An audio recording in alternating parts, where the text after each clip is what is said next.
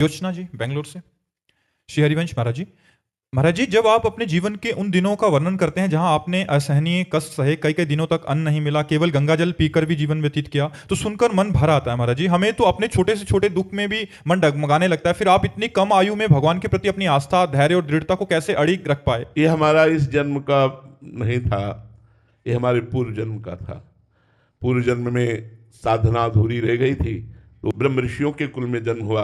पिताश्री पूर्ण ब्रह्म ऋषि अपने गुरुदेव की आराधना के द्वारा एक किसान होते हुए भी गीता जी और रामचरितमानस इनका पाठ करके गुरुदेव की चरण पादुका का चरणामृत लेकर के तब ही अन्न जल खाते थे, ऐसे नहीं। और संत महात्मा आते रहते और रोज शाम के श्रीमद् भागवत की कथा होती, तो एक भागवतिक वातावरण जैसा भगवान ने योग भ्रष्ट पुरुष के लिए लिखा है वैसा ही करुणा करके हमें संयोग मिला कि बचपन से हमें भागवतिक माता पिता, भागवतिक वातावरण और पूर्व जन्म का एक धरोहर। जब मैं कक्षा 8 में था और स्कूल से पढ़ के आता तो आते ही सबसे पहला कार्य माँ करती, झोला उतार के टांगती, जो बैग होती, तो उसे देख के लगता ये पधारेगी, ये मरेगी, फिर मैं कैसे रहूँगा। पता नहीं क्यों ऐसा प्रश्न आता। जो कोई हमें प्यार करता लगा ये भी मृत शरीर वाला है, मरेगा, इससे क्या प्यार करना, ये भी जाएगा।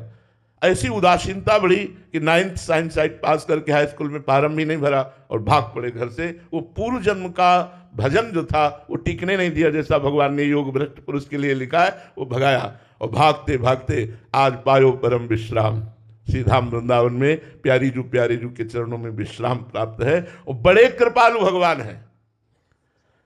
हम लोग तो ऐसे किसी भी खिलौने में राजी हो जाते हैं, खेलने लगते हैं, लेकिन हमारे भगवान रूपी माँ ऐसे कृपालु हैं, खिलौना छीन लेते हैं, चल मेरी गोद में आ, खिलौनों में मत खेल, खिलौनों में मत खेल। तो भगवान ने आज तक कभी किसी खिलौने से खेलने नहीं दिया, सदैव अपनी तरफ घसीटते रहे और उनकी कृपा घसीटती ही रहेगी। दुख सुख का कोई मान नहीं है। शरीर कष्ट में हो, वातावरण प्रतिकूल हो और मन परमानंद में मगन हो, क्या फर्क पड़ता है। हमारा मन श्री जी ने चुरा लिया है, लालजू ने ले लिया है। इसलिए व्यवहारिक शब्दों में कभी आने पर तो हम व्यथा उत्पन्न कर सकते हैं, लेकिन आध्यात्मिक बात कहते हैं कि हमें जो सुख है वो ब्रह्मा जी को भी सुख नहीं है। हमें जो आंतरिक सुख है वो ब्रह्मा जी को भी सुख नहीं, क्योंकि ब्रह्मा जी को भी सृष्टि की चिंता है, हमें उसकी भी चिंता नहीं है। शरणागत प्रतिपाल भगवान सबका भरण पोषण कर रहे हैं। हाँ, जहां भगवान की सब संपत्ति रघुपति की आई, सब संपत्ति प्रभु की है, पर उसे जब यह समझ में आता है कि मेरी, तो भगवान वहां कैंची चला देते, काट देते, नहीं तेरा कुछ नहीं, सब कुछ मेरा। कैसे भूल गया कि तू केवल मेरे से प्यार करता है, मेरी माया से नहीं, मेरे वैभव से नहीं, मेरी प्रतिष्ठा से नहीं। तो भगवान अपने शरणागतों को इसीलिए सदैव प्रतिकूलता देते रहते हैं, जिससे वो कहीं संसार में फंसे ना और एकमात्र भगवान से प्यार हो। भगवान का आशिक सिर्फ भगवान का आशिक होना चाहिए। रुपया, पैसा, मान, प्रतिष्ठा, सुख, अनुकूलता, ये कोई प्यार करने वाले लोग हैं?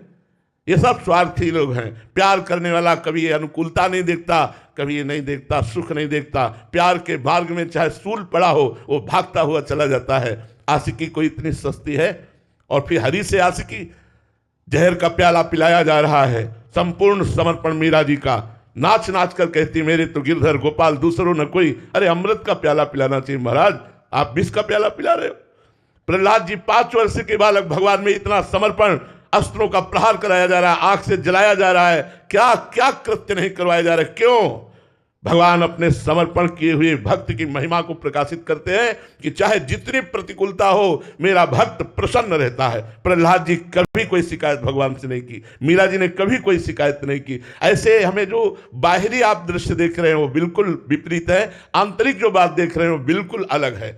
इसलिए हम कभी दुखी नहीं हुए, कभी परास्त नहीं हुए, कभी निराश नहीं हुए। हर समय हमारे अंदर एक नवीन आनंद और उत्साह बना रहता है। हाँ, कभी अगर हमें सोच या तनिक भी चिंता होती है तो शरणागत जनों की, जो हमारे श्री जी के शरणागत संत जन हैं, बच्चे जन हैं, इनके विषय में कभी चिंता होती है। ठाकुर जी से प्रार्थना करते हैं कि आपने इनका घर बार छुड़ाया है, तो ये माया में न फंस जाए। आप कृपा करो, अपनी रूप माधुरी, अपने नाम की ऐसी इनको वृत्ति दो कि चित्त आपके चरणों में लगा रहे, और इनका भरण पोषण, आप विश्वंभर हैं, विश्व का करने वाले हैं, इनका भरण पोषण हो, ये भटके ना कभी, और आपके चरणों की आराधना करें। अगर चिंता होती है तो सिर्फ एक बात की होती है, इन शरणागतों की अपनी तो कोई परवाह नहीं है, न जीवन में थी, न है, न रहेगी। महाराज जी, स्थिति बचपन में से ही थी, जैसे आपको तो कष्ट, जैसे भोजन ना मिलना, तो 20 वर्ष की आयु में भी ये स्थिति थी, तो महाराज जी उस समय क्या आपकी मानसिक स्थिति रहती थी? अरे निरंतर मंत्राकार वृत्ति चलती थी, वहां कुछ सोच ही नहीं था, कब मिले कब मिले, बस एक यही था, कब मिले। वो अव्यक्त परमात्मा ऐसे है जैसे आकाश को पकड़ना। एक बौना आकाश को कैसे पकड़ सकता है? मैं कैसे आपको प्राप्त कर सकता हूं? प्राप्ति की लगन के आगे सब कुछ भूल गया, खान पान ये सब कुछ असर नहीं करता था। कई कई दिन भोजन न मिलने पर भी हमें कभी उत्साहहीनता नहीं आई। हर भक्त के जीवन में महाराज जी प्रतिकूलता की अवस्था आएगी। आएगी। मटकी तभी आकार धारण करती है जब कुम्हार को मिट्टी समर्पित हो जाती है, फिर कुम्हार उसे कूटता है। एक भी रेशा अगर रह गया मिट्टी में तो वहीं से मटकी रिसेगी, वहीं से पानी निकलेगा। एक भी रेशा नहीं रहना चाहिए। कूट कूट करके उसे पाउडर कर देता है, फिर भी चैन नहीं हुआ, पानी डाल के उसे पैरों से रौंदता है, फिर भी चैन नहीं हुआ, चाक में चढ़ाकर उसे आकार देता है। आकार देने के बाद सूर्य के ताप में तपाता है, इतने पे भी चैन नहीं हुआ, फिर आवे पे पकाता है, और जब पका देता है तो बाजार में बजा के दिखाता है कि ये मटकी है, इसमें आप रस रख सकते हो, अब ये टपकेगी नहीं। ऐसे ही भगवान अपने भक्त को तपा करके इतना मजबूत कर देते हैं कि मान अपमान सुख दुख लाभ हानि इनकी कोई परवाह नहीं, और वो संसार के विकारों पर विजय प्राप्त करके परमानंद में निमग्न हो जाता है। भगवान एक कृपा करते हैं जो प्रतिकूलता देते हैं। अगर अनुकूलता, पक्की बात कह रहा हूं, अनुकूलता दे तो भक्ति में निखार आ ही नहीं सकता। भक्ति में निखार ही तब आता है जब भगवान प्रतिकूलता देते हैं। इसलिए बड़े बड़े भक्तों के चरित्रों को पढ़ के देख लीजिए, हाँ उनको प्रतिकूलता नहीं मिलती जो भक्त चरण शरण में होते हैं।